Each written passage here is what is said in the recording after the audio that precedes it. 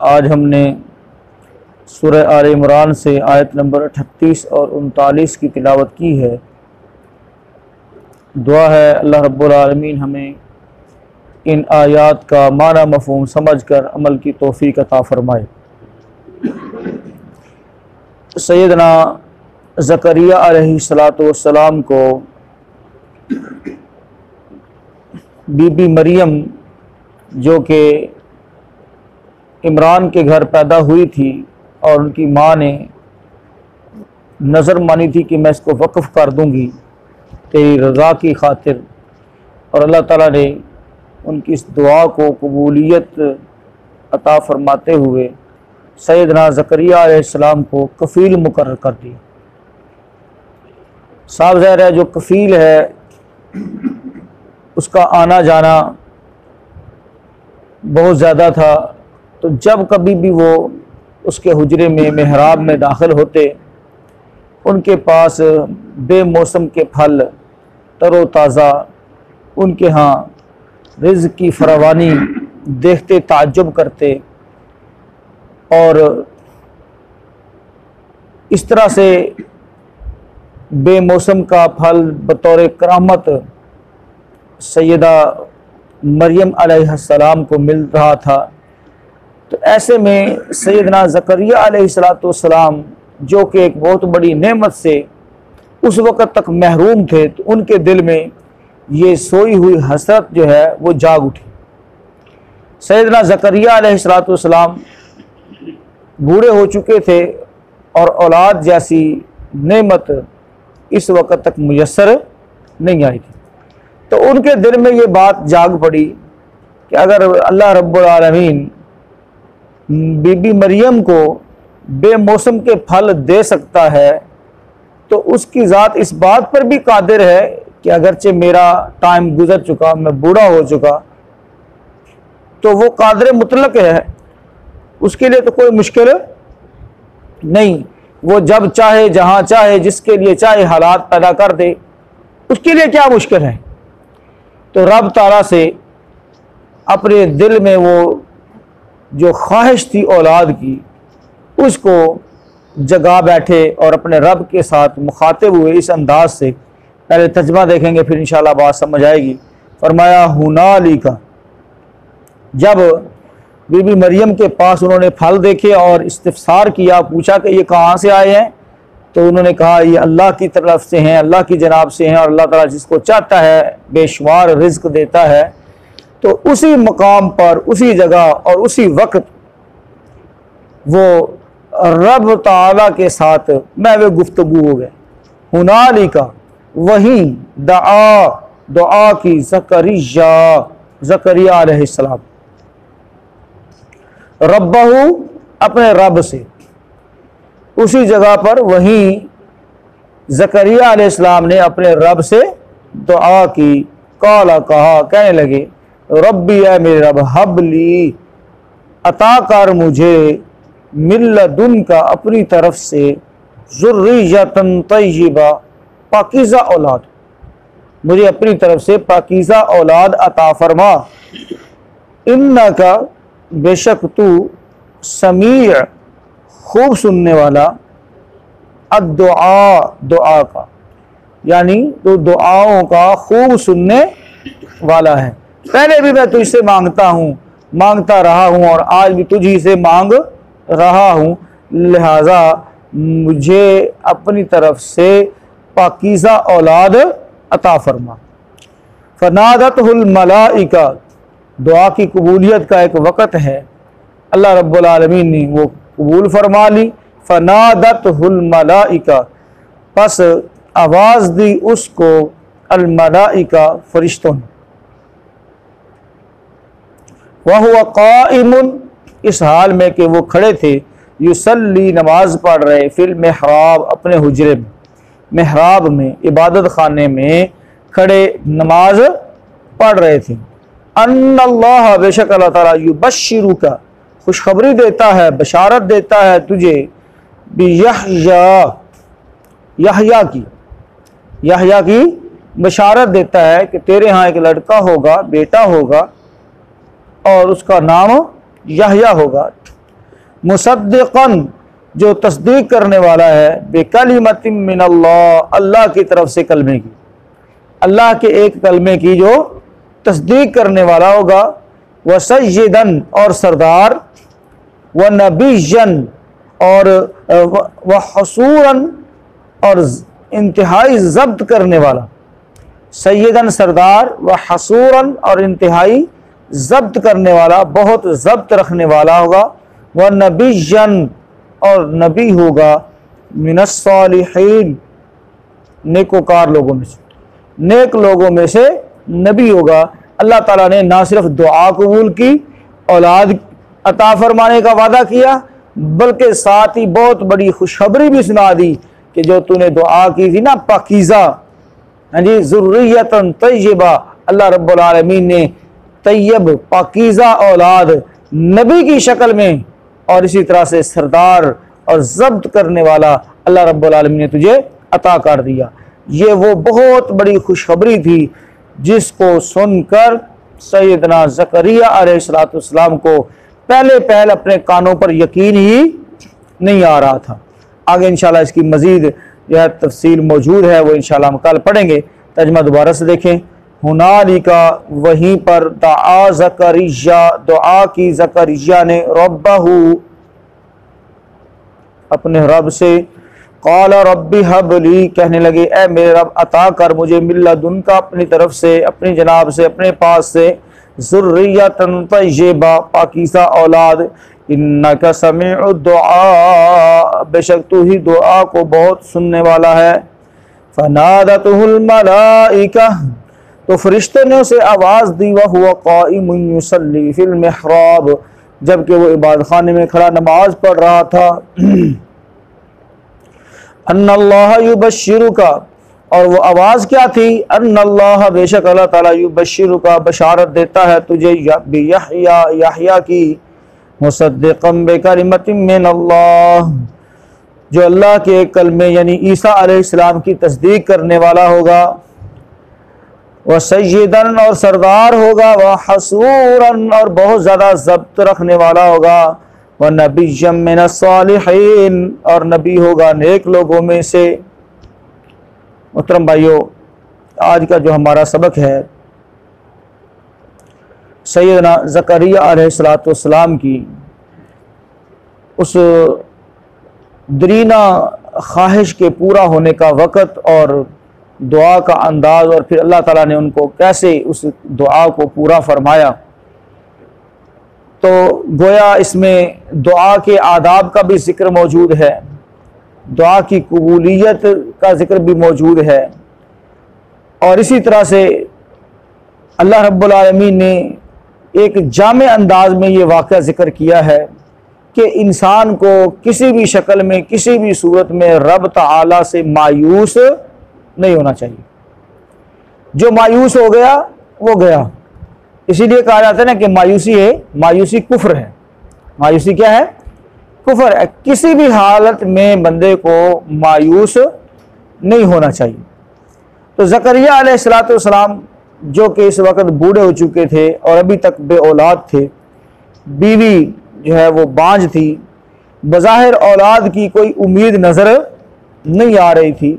ऐसे आलम में उन्होंने रब से दुआ की और इंस्पायर हुए वो उस बेमौसम फलों को देखकर, रिज़्क़ को देखकर जो कि बीवी मरियम के पास पहुंच रहा था। तो इससे पता चला कि जब रब ताला की कोई नेमत तुम्हें नज़र आए तो उस नेमत के जिस बंदे को वो मिल रही है उस बंदे से जेलस होने की बजाय बंदे को चाहिए कि वो अपने लिए रब ताला से उस वक्त दुआ करे। अच्छा, यहाँ पर कुछ लोगों ने वो अकीदे का बेड़ा गर्क कर दिया है। कहते हैं कि देखो ज़करिया अलैहिस्सलाम को जो है औलाद मिली और उन्होंने दुआ की बीबी मरियम के हुजरे में, बीबी मरियम के हुजरे के अंदर दुआ की। तो पता चला कि दुआ जी मंगनी है ना, वो किसी थां ते जाके किसी वली उल्लाह दे कोल जाके तो उत्थे तुसीं दुआ करनी तो तां तुहाडी दुआ कबूल होनी। हालांकि ये एक इत्तेफाक था, हालांकि ये क्या है? इत्तेफाक है कि वो वहाँ उसमें हुजरे के अंदर गए, वहाँ बेमौसमे फल उन्होंने देख लिए और उससे इस्तफसार किया, पूछ लिया कि भाई ये कहाँ से आए हैं। तो उसने कहा ये अल्लाह की तरफ से हैं। तो उसी वक़्त उनके दिल में एक होप, एक उम्मीद जाग पड़ी और उन्होंने रब से दुआ कर ली कि या अल्लाह बीबी मरियम को अगर बेमौसमी फल दे सकता है तो मुझे बूढ़े को भी बेमौसमी औलाद दे सकता है।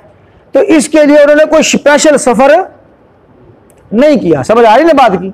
यानी जो लोग पेट से सोचने वाले हैं और अपने बातिल अकीदे को जो है प्रमोट करना चाहते हैं, तो वो कुरान मजीद की ऐसी आयात की जो है ऐसी मुबहम सब तफसीर करते हैं कि जिसका कोई सिर पैर नहीं होता, सिर्फ अकली जो है घोड़े दौड़ाते हैं। अच्छा, फिर इस हवाले से कुरान और हदीस और दीगर जितनी भी मोहतरम भाइयों कह लें कि नसूस हैं, उनको पसे पुश डालकर सिर्फ अकली घोड़े दौड़ाते हैं। तो इस हवाले से मैं पहले भी कई दफ़ा अर्ज कर चुका हूँ कि कुरान की तफसीर करते हुए बंदे को राय, ख्याल और अकल के घोड़े दौड़ाने से परहेज करना चाहिए, क्योंकि सबसे ज़्यादा जो तफसीर मज़मूम है वो तफसीर बिल राय है। अकल के साथ जो तफसीर की जाती है ये कुरान और हदीस के नज़दीक क्या है? मज़मूम है। कुरान की तफसीर कुरान के ज़रिए, कुरान का बाज़ हिस्सा बाज़ की क्या करता है? तफसीर करता है। कुरान की तफसीर हदीस के ज़रिए, कुरान की तफसीर अक़वाले सहाबा के ज़रिए। अब इन सब चीज़ों को पसे पुश डालकर ये नज़रिया गाड़ लेना कि देखो ज़करिया अलैहिस्सलाम कहाँ थे? बीबी मरियम के उजरे में थे, लिहाजा उत्थे दुआ की थी तो जनाब दुआ कबूल हुई है और बुढ़े वारी उन्होंने के लब गई है, औलाद लब गई है। समझ आ रही बात की?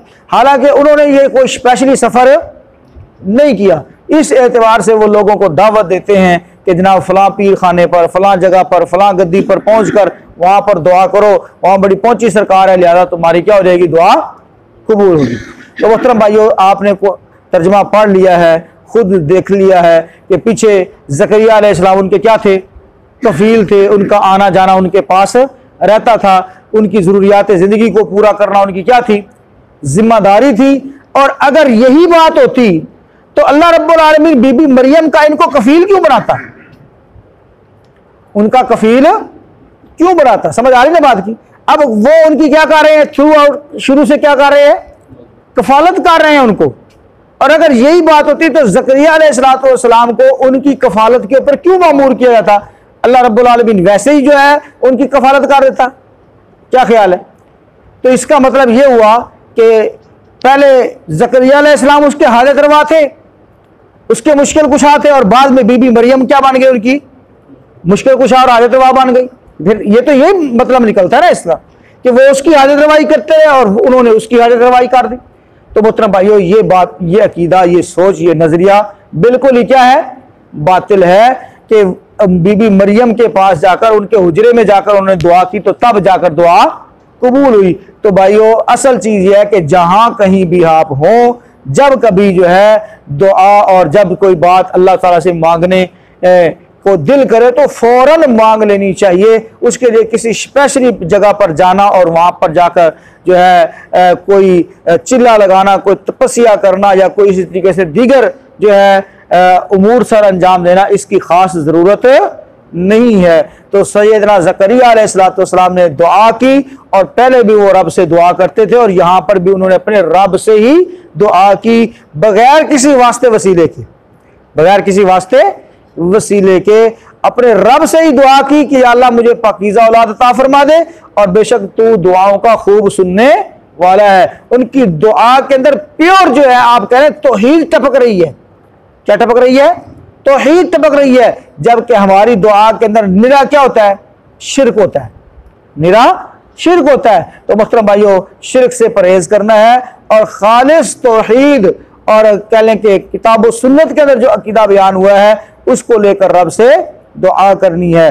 तो दुआ का जो पहला अदब साबित हुआ वो ये कि बंदे को किसी भी शक्ल के अंदर मायूस नहीं होना चाहिए।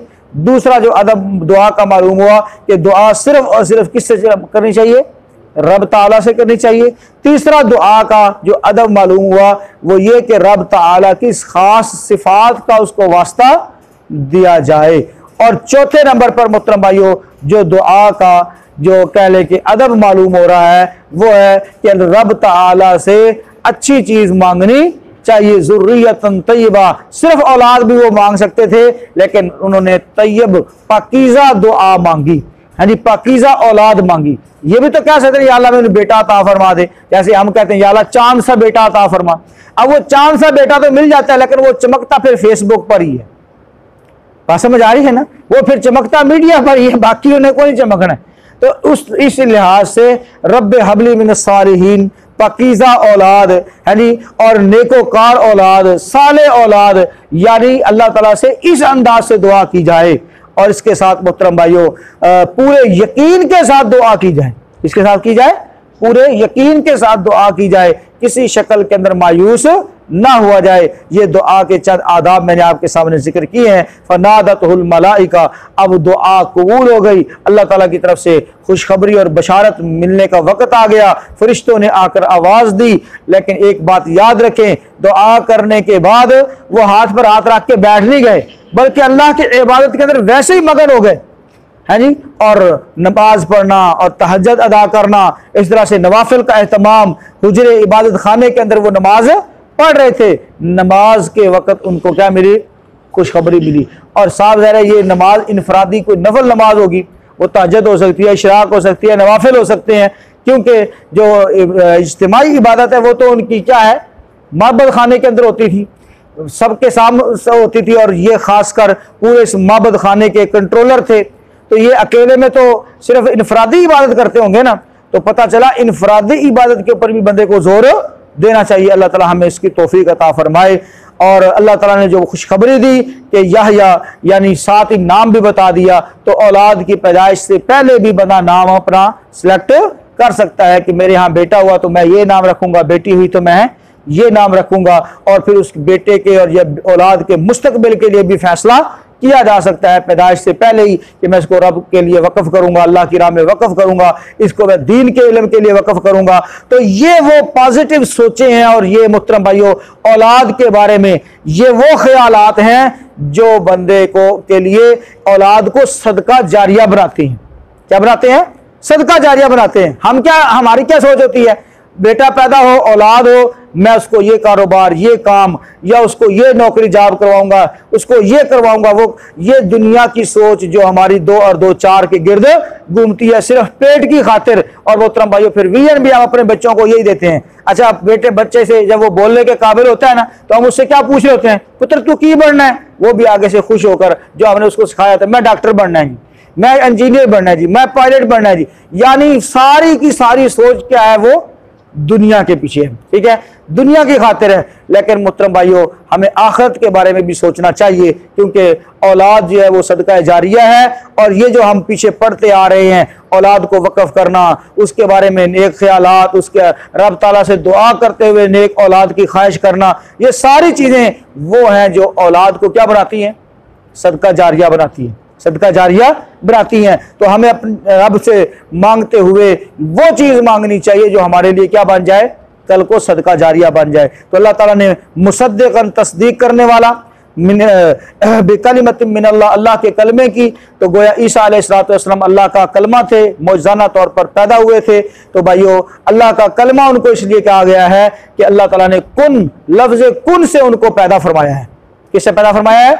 लफ्ज़ कुन से उनको पैदा फरमाया है। तो ये अल्लाह का कलमा है। और वैसे भी अल्लाह की तरफ कोई भी मंसूब, यानी हर ऊँटनी जो है वो अल्लाह ही की है, लेकिन वो ऊँटनी जो अल्लाह ताला ने सालेह अलैहिस्सलाम को अता की थी, उस ऊँटनी को खास नाकतुल्लाह कहा गया है।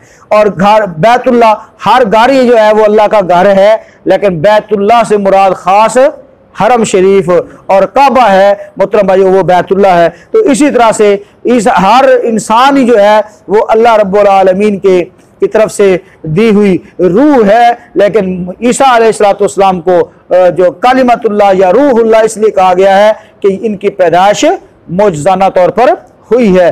और सैयदना यहया अलैहिस्सलाम की जो खुसूसियात हैं, उनमें से सैयदन, सरदार, जिसकी बात मानी जाए, वह हसूरन, और ज़ब्त नफ्स रखने वाला, यानी कुछ लोगों ने ये कहा है कि उनको बीवी की या औरत की कोई ख्वाहिश नहीं थी, तो इससे मुराद ये नहीं है, ना ही ये कोई खूबी है, बल्कि इससे मुराद क्या है कि ज़ब्त नफ्स रखने वाला, हर एक चीज़ को बर्दाश्त करके चलने वाला, ज़ब्त नफ्स रखने वाला, वह नबी होगा मिन सालिहीन। तो अल्लाह ताला ने उनकी दुआ को कबूल भी किया और 4 खुसूसियात की हामिल औलाद अल्लाह ताला ने उनको अता फरमाई। तो ये मोहतरम भाइयों, खुसूसियत के साथ, वो खुलूस नीयत के साथ, खुलूस दिल के साथ, वो दिल की गहराइयों से निकली हुई दुआ थी सैयदना ज़करिया अलैहिस्सलाम की, जो अल्लाह ताला ने कबूल फरमाई और 4 खास खुसूसियात वाला बेटा अल्लाह ताला ने उनको अता फरमाया। दुआ करे अल्लाह रब्बुल आलमीन जितने भी बे औलाद है, अल्लाह रब्बुल आलमीन सबको नेक साले औलाद नरीना अता फरमाए। अल्लाह रब्बुल आलमीन की ये ख्वाहिश पूरी फरमाए और इसी तरह से अल्लाह रब्बुल आलमीन उनकी आंखों की ठंडक बनाए, उनकी औलाद को, उनकी बीवी बच्चों को, और हम सब को के लिए भी अल्लाह रब्बुल आलमीन हमारी औलादों को, हमारी बीवी बच्चों को जो है हमारी आंखों की ठंडक बनाए और हमारे लिए सदका जारिया बनाए। देख लीजिए इन आयात को, जो बात समझ आए तो पूछ लीजिए।